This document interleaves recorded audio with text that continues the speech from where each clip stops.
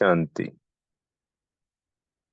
आज 1 जुलाई 2024 के महावाक्यों में प्यारे मीठे बाप दादा ने कहा, मीठे बच्चे, शांति धाम पावन आत्माओं का घर है। उस घर में चलना है तो संपूर्ण पावन बनो।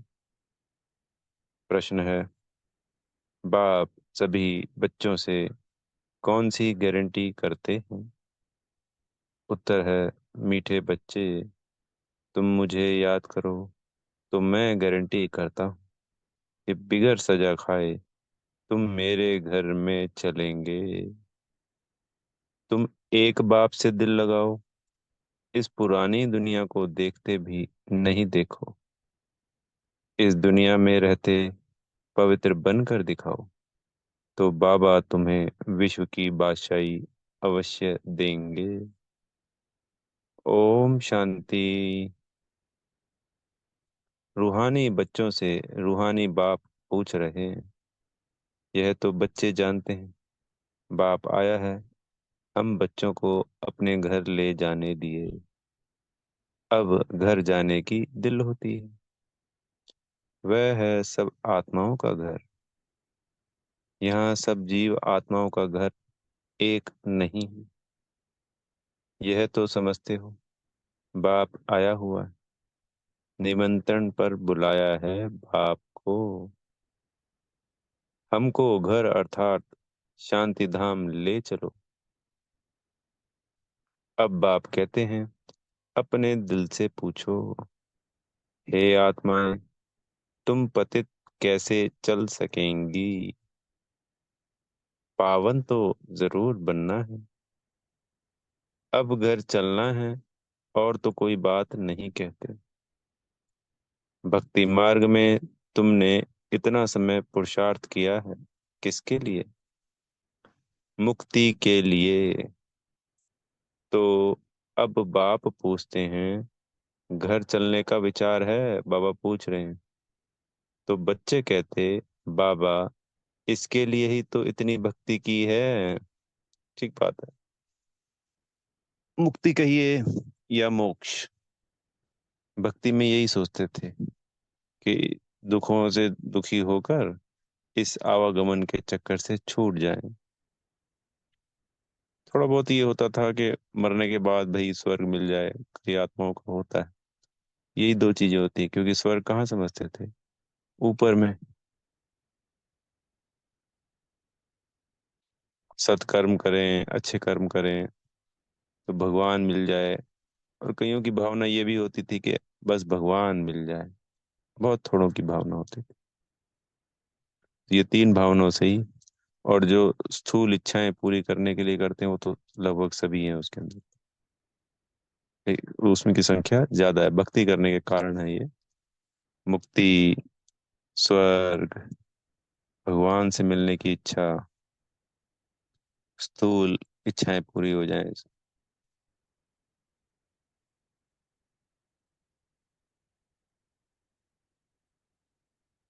यह भी जानते हो, जो भी जीव आत्माएं हैं सबको ले जाना है, परंतु पवित्र बनकर घर जाना है। फिर पवित्र आत्माएं ही पहले पहले आती हैं। अपवित्र आत्माएं तो घर में रह नहीं सकती।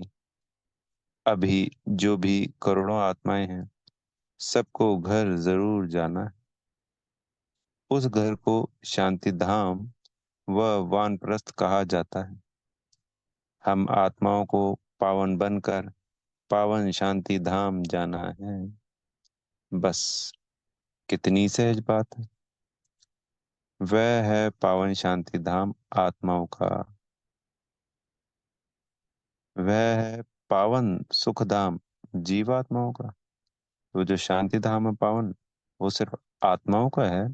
और जो स्वर्ग है वो जीवात्माओं का है। यह है पतित दुख धाम जीवात्माओं का। इसमें मूझने की तो कोई बात ही नहीं। शांति धाम जहाँ सब पवित्र आत्माएं निवास करती, वह है आत्माओं की पवित्र दुनिया, वॉइसलेस इनकॉर्पोरियल वर्ल्ड। यह पुरानी दुनिया है, सब जीव आत्माओं की, सब पतित है। अब बाप आए हैं आत्माओं को पावन बनाकर पावन दुनिया शांति धाम में ले जाने। फिर जो राजयोग सीखते हैं वही पावन सुख धाम में आएंगे। यह तो बहुत सहज है, इसमें कोई भी बात का विचार नहीं करना है, बुद्धि से समझना है।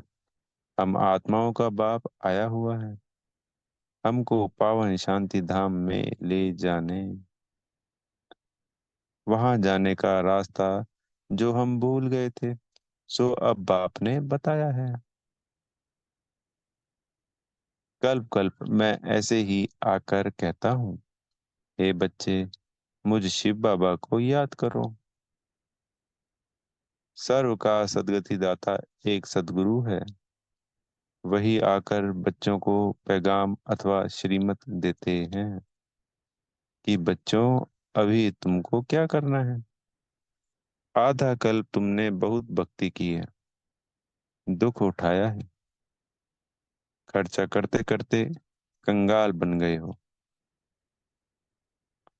आत्मा भी सतो प्रधान से तमो प्रधान बन गई है। बस यह थोड़ी बात ही समझने की है। अब घर चलना है, वह नहीं। हाँ बाबा, जरूर चलना है।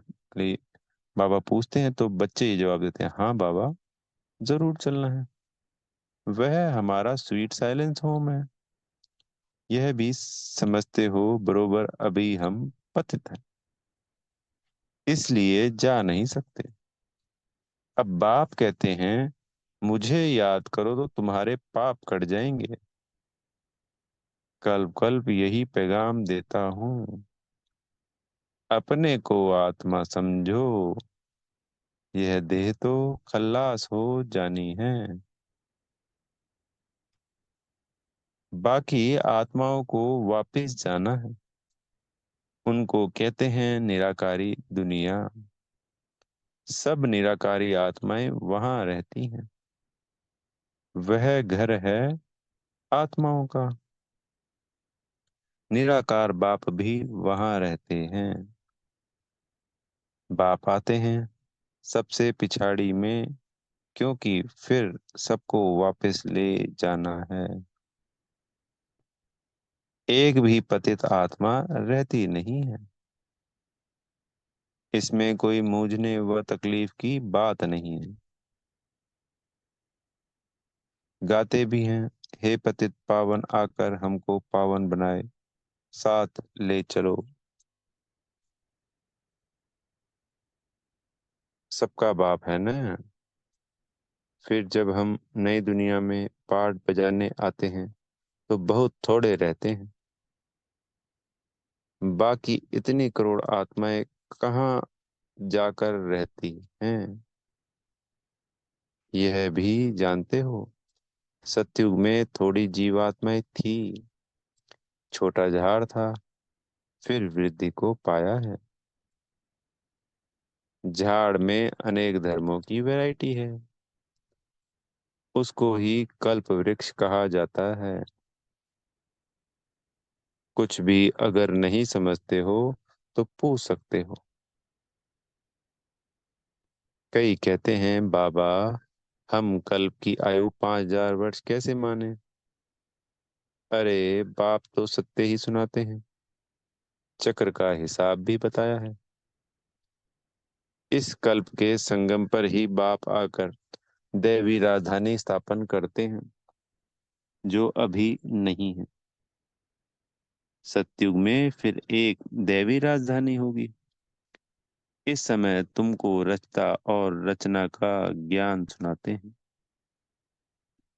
बाप कहते हैं, मैं कल्प कल्प कल्प के संगम युगे आता हूँ, नई दुनिया की स्थापना करता हूँ।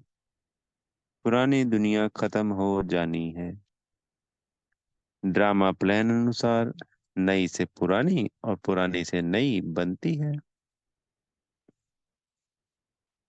इसके चार भाग भी पूरे हैं, जिसको स्वास्तिका भी कहते हैं, परंतु समझते कुछ भी नहीं।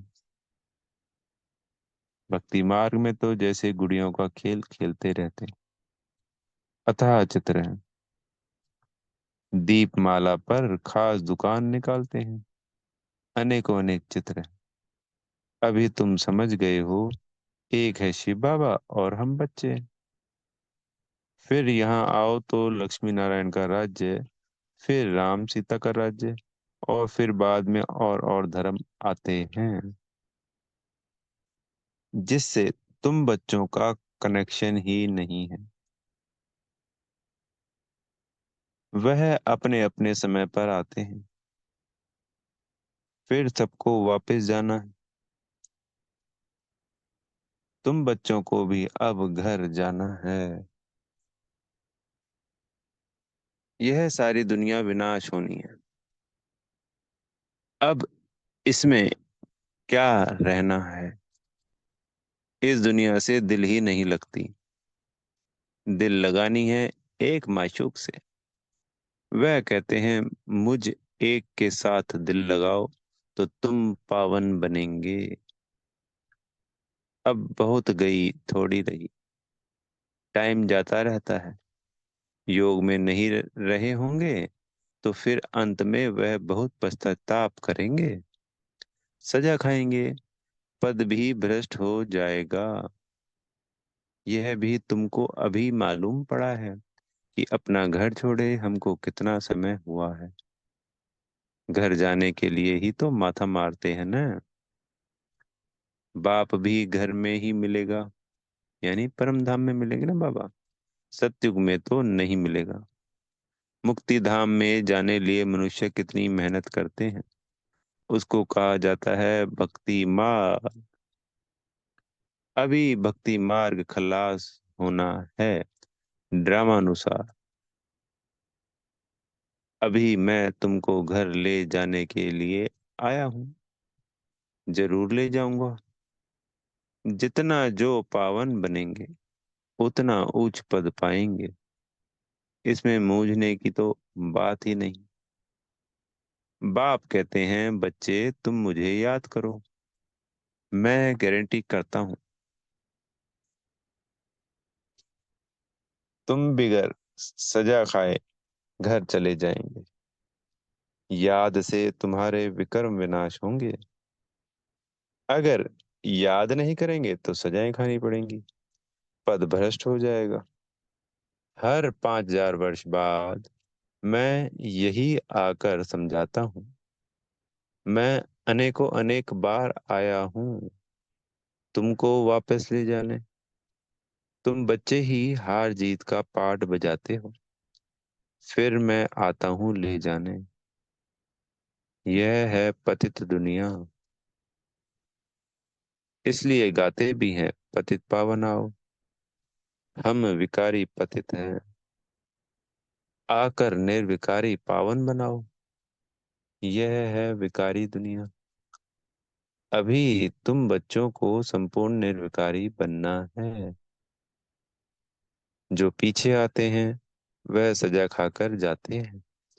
इसलिए फिर आते भी ऐसी दुनिया में हैं जहाँ दो कला कम हो जाती है। उनको संपूर्ण पवित्र नहीं कहेंगे। इसलिए अब पुरुषार्थ भी पूरा करना चाहिए। ऐसा ना हो कि कम पद हो जाए। बल रावण राज्य नहीं है, परंतु पद तो नंबरवार है ना।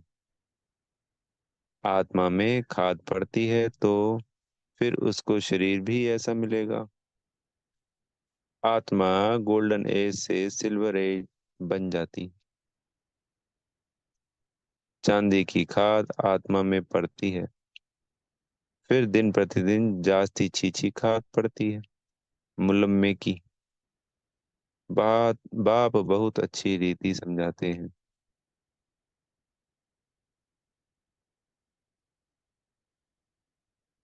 कोई नहीं समझते हैं तो हाथ उठाओ। जिसने 84 जन्म का चक्कर लगाया है उनको ही समझाएंगे। बाप कहते हैं, इनके 84 जन्मों के अंत में मैं आकर प्रवेश करता हूँ। इनको ही फिर पहले नंबर में आना है। जो पहले था वह लास्ट में है। उनको ही पहले नंबर में जाना है। जो बहु जन्मों के अंत में पतित बन गया है, मैं पतित पावन उनके ही शरीर में आता हूँ। उनको पावन बनाता हूँ। कितनिया कितना क्लियर कर समझाता हूँ। बाप कहते हैं, मुझे याद करो तो तुम्हारे पाप भस्म होंगे। गीता का ज्ञान तो तुमने बहुत सुना और सुनाया है, संसार वाली गीता। परंतु उनसे भी तुमने सदगति को नहीं पाया। बहुत सन्यासियों ने तुमको मीठी मीठी आवाज से शास्त्र सुनाए। जिस आवाज को सुनकर बड़े बड़े आदमी जाकर इकट्ठे होते हैं, कनरस है ना। भक्ति मार्ग है ही कनरस। इसमें तो आत्मा को बाप को याद करना है। भक्ति मार्ग अब पूरा होता है। बाप कहते हैं, मैं तुम बच्चों को ज्ञान देने आया हूँ। जो कोई नहीं जानते, मैं ही ज्ञान का सागर हूँ। ज्ञान कहा जाता है नॉलेज को। तुमको सब कुछ पढ़ाते हैं, 84 का चक्र भी समझाते हैं। तुम्हारे में ही सारी नॉलेज है। सूक्ष्म वतन से स्थूल वतन से सूक्ष्म वतन क्रॉस कर फिर मूल वतन में जाते हैं। तो यहाँ से सूक्ष्म वतन और फिर वहां से मूल वतन। पहले पहले है लक्ष्मी नारायण की डिनाइस्टी। वहां विकारी बच्चे नहीं होते। रावण राज्य ही नहीं, योग बल से सब कुछ होता है। तुमको साक्षात्कार होता है। अब बच्चा बन गर्भ महल में जाना है। खुशी से जाते हैं। यहाँ तो मनुष्य कितना रोते चिल्लाते हैं। यहाँ तो गर्भ जेल में जाते हैं ना। वहां रोने पीटने की बात नहीं। शरीर तो बदलना जरूर है, जैसे सर्प का मिसाल है। इसमें मूंझने की बात ही नहीं।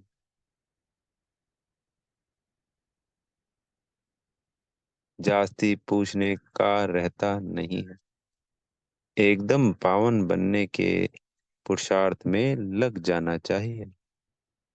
बाप को याद करना मुश्किल होता है क्या? बाप के सामने बैठे होना। मैं तुम्हारा बाप तुमको सुख का वर्षा देता हूँ। तुम यह एक अंतिम जन्म याद में नहीं रह सकते। यहाँ अच्छी रीति समझते भी हैं। फिर घर में जाकर स्त्री आदि का चेहरा देखते हैं तो माया खा जाती। बाप कहते हैं, कोई में भी ममत्व नहीं रखो। वह तो सब कुछ खत्म होना ही है। याद तो एक बाप को ही करना है। चलते फिरते बाप और अपनी राजधानी को याद करो। दैवी गुण भी धारण करने हैं।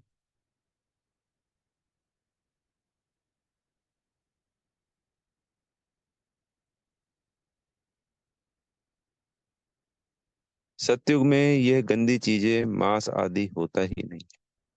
बाप कहते हैं, विकारों को भी छोड़ दो। हम तुमको विश्व की बादशाही देता हूँ। कितनी आमदनी होती तो क्यों नहीं पवित्र रहेंगे। सिर्फ एक जन्म पवित्र रहने से कितनी भारी आमदनी हो जाती है। भले इकट्ठे रहो, ज्ञान तलवार बीच में हो। पवित्र रह दिखाया तो सबसे ऊंच पद पाएंगे, क्योंकि बाल ब्रह्मचारी ठहरे। फिर नॉलेज भी चाहिए। औरों को आप समान बनाना है। सन्यासियों को दिखाना है कि कैसे हम इकट्ठे रहते पवित्र रहते हैं। तो समझेंगे इनमें तो बड़ी ताकत है। बाप कहते हैं, इस एक जन्म पवित्र रहने से 21 जन्म तुम विश्व के मालिक बनेंगे। कितनी बड़ी प्राइज मिलती है। तो क्यों नहीं पवित्र रह दिखाएंगे। टाइम ही बाकी थोड़ा है। आवाज भी होता रहेगा। अखबार में भी पड़ेगा। रिहर्सल तो देखी है ना। एक एटम बॉम्ब से क्या हो गया, जो नागासाकी हिरोशिमा में सेकेंड वर्ल्ड वार में यूज किया गया था, बाबा उसकी बात कर रहे हैं।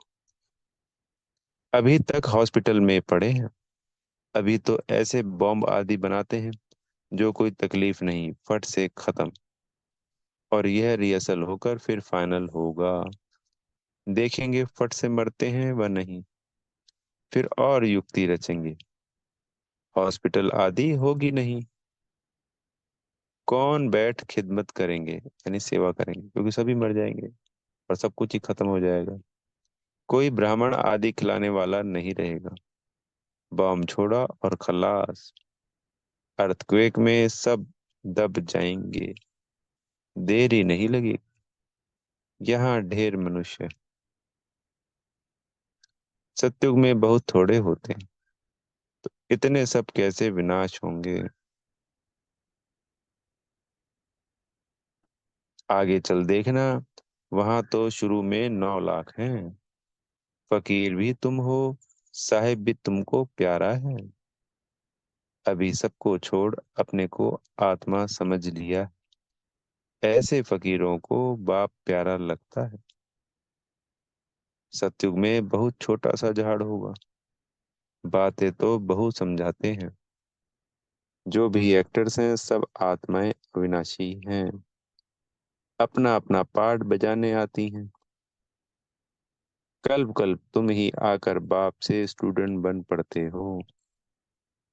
जानते हो बाबा हमको पवित्र बनाकर साथ ले जाएंगे। बाबा भी ड्रामा अनुसार बंधाएमान है।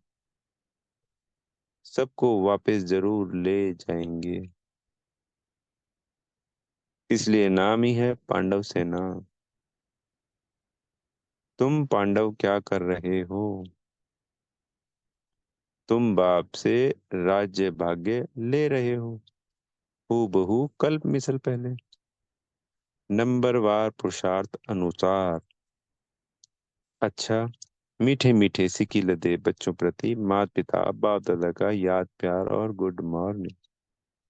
रूहानी बाप की रूहानी बच्चों को नमस्ते। हम रूहानी बच्चों के प्यारे मीठे रूहानी बाप दादाजी को याद प्यार गुड मॉर्निंग और नमस्ते। धारणा के लिए मुख्य सार में पहला पॉइंट। बाप का प्यारा बनने के लिए पूरा फकीर बनना है। देह को भी भूल स्वयं को आत्मा समझना ही फकीर बनना है। बाप से बड़े ते बड़े प्राइज लेने के लिए संपूर्ण पावन बनकर दिखाना है। दूसरा पॉइंट है, वापस घर जाना है। इसलिए पुरानी दुनिया से दिल नहीं लगानी। एक माशूक से ही दिल लगानी है। बाप और राजधानी को याद करना है।